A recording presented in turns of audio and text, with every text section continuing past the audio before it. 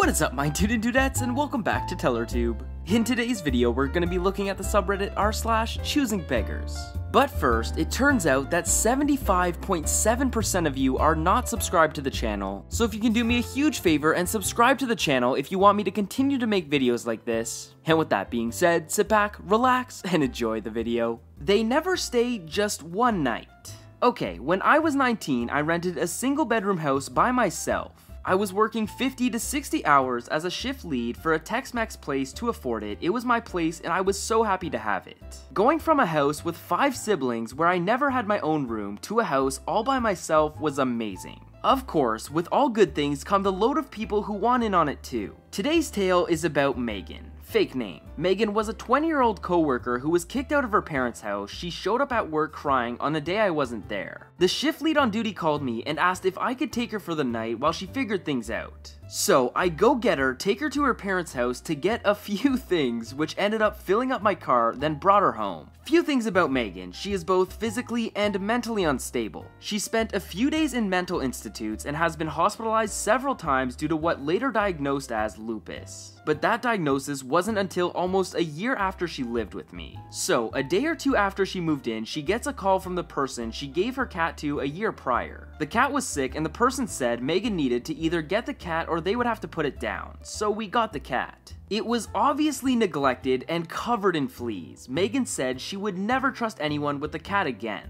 I told her when we brought her home she would have to live in the garage. I had a cat with FIV, so her immune system is really weak and I didn't want to risk her getting sick. Well, while I was at work, Megan let the cat in and sent me pictures stated, "See, they get along fine." I talked about taking my cat to the vet to make sure she was handling it okay, and every time I brought it up, Megan would say, "Perfect, and you could take my cat too." No, I'm not paying to have your cat looked at. Her cat was a nightmare and peed on everything. After a few weeks, when it was obvious Megan hadn't found her own place, I told her we needed some kind of formal agreement.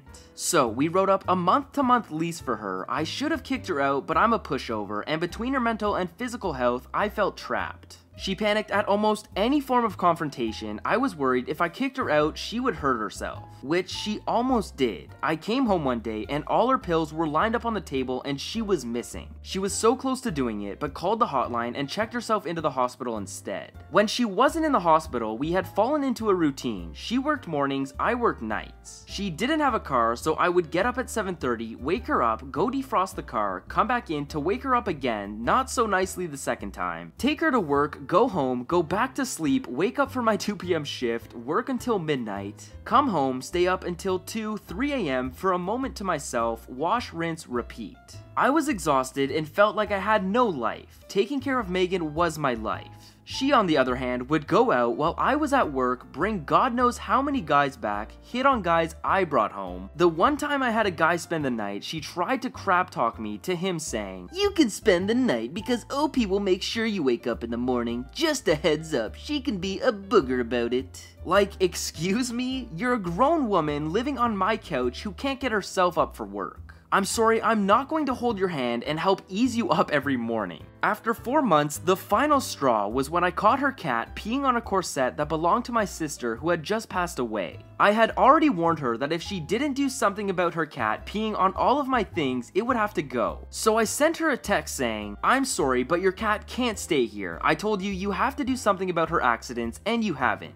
She just ruined something that belonged to my sister. I also need to remind you that you being here was supposed to be temporary." That's all I said. I never told her she had to leave that second. But she called her mom and they came and gathered all her stuff and she left that night. She quit work the next day and told everyone I threw her out on the street. No one believed her. When I met my now husband and got pregnant, she tried to message me like nothing happened and be my friend. I don't understand why several people thought my pregnancy was the time to reconnect. If I didn't want to be around you when it was just me, why the heck would I want you around my kid? "Hey, I really need a place to stay. Can I stay with you, please? Oh, I also need to bring my cat. She'll get along with yours just fine, don't worry." Brother wants money, gets mad he doesn't get it. I've just been accepted into Harvard Law, and so I'm slowly preparing to pack up and move. Due to COVID, I lost my job. every single dollar that I made while working since the age of 16 was being saved up for my college tuition, as Harvard is very pricey, and for my moving costs, an apartment close to campus. I have a younger brother. He's 18 and has never worked a day in his life because he would rather spend his days playing Xbox or whatever. He doesn't know what he wants to do in the future, and that's completely fine. I support him, and I understand that it's not easy deciding on a career path. Lately though, my brother has been asking my parents for money almost weekly. They gave him a couple hundred and he blew that on games. My father then refused to give him any more, and they both turned to me instead. My father says that since I'm receiving free money, the CERB, for people who lost their jobs due to COVID-19, I should be able to give my brother a couple $100s every month since I'm older and I should take care of him. 90% of the money I make goes straight into my savings account for college, and the rest I use for necessities. I live in an apartment with 2 other friends, so I don't have to pay as much. I rarely ever buy anything I want for myself unless it's a special occasion like my birthday. I told my dad that I could give him a little bit, but as my roommates have also lost their jobs, we don't have as much income available to us. I have been giving my brother $100 a month, but neither my brother nor my parents think it's good enough,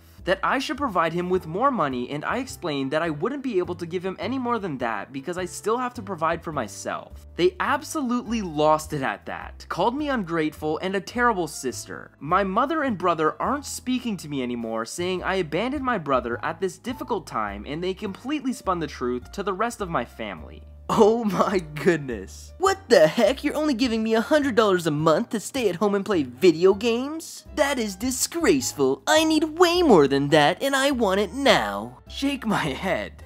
You're not using it, so therefore it's mine. Choosing brother. So, this story is about my brother, who's the biggest choosing beggar I know. I have many stories like this, but this is one of the most recent ones. I own an iPod Nano 7th generation that I purchased last year, along with a pricey sound system with an iPod dock attachment.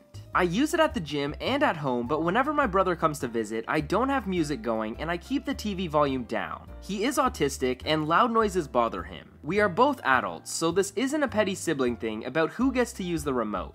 He came to visit one day and immediately spotted my iPod and the sound system. The following conversation was his subtle way of getting what he wants, but I never fall for that, so I could see right through him. Be forewarned that the conversations with my brother are as awkward as the dialogue, and his reply to an answer he doesn't like is to ask it again and again until the answer is what he wanted. Choosing brother. Oh, what's that? That's my new iPod and dock. Yeah? It looks okay. Yeah, I love it. So what's been going on with work? Trying to change the conversation, knowing where it was going. So, how much was it? Let's just say it made quite a dent in my savings. Do you use it? Yeah, of course I do. I can fit way more music on it than my old one. He tried the same thing in 2009 when I had just gotten an iPod Nano 5th generation. Nah, you don't use it, do you? Yeah, I do. Oh hey, do you want me to order pizza for lunch? But you're not using it right now, so why can't I have it? I'm not using it because you're here and it cost me a lot of money. Why can't I have it? You can just buy a new one. I spent all my money on this and I can't afford another one.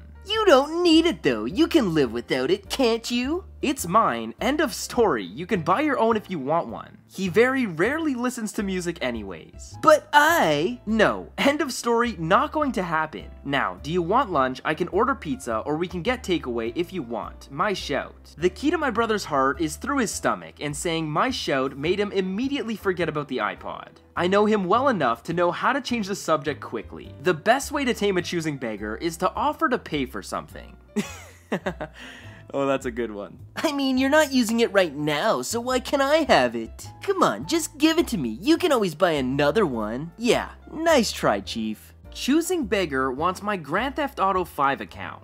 So guys, we all know that Epic Games had a sale a week back in which they gave GTA 5 for free and 1 million online cash. I made 3 accounts and bought the game on all 3 accounts. Out of these, one account is my personal gaming account. I got 1 million in this, and the other 2 accounts weren't getting the 1 million. Epic Games sent me an email regarding that, and I was too lazy to read it and then deleted it. So I told 2 of my friends that I've got 2 spare accounts, and if they needed it, they can message me. However, they won't be getting the 1 million. One of my friends agreed, I gave him the account, he thanked me, done and done. But the other friend wanted the 1 million. He messaged me saying if I could give him my personal account. Obviously, I denied and said that I have already made progress and I've got other games also linked to my account. He got fed up and started sending me explicit messages about how I am an entitled brat and I probably hoard toilet paper too. He sent me continuous messages about berating me and ignored me for like a week. Naturally, I gave the last account to another sensible friend, and when he got to know about it, he got angry saying that I was supposed to give him the account and how for compensation I should buy him another account with my own money.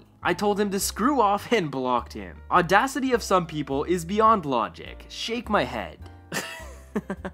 No, I don't want that free account. I want an account with $1 million on it. Or give me yours. I deserve it. Oh man. Anyways, I hope you guys enjoyed today's video. If you did, smash that like button as it would really help me out. Subscribe to my channel so you can stay up to date with my latest videos. And I will see you guys in the next video. Peace.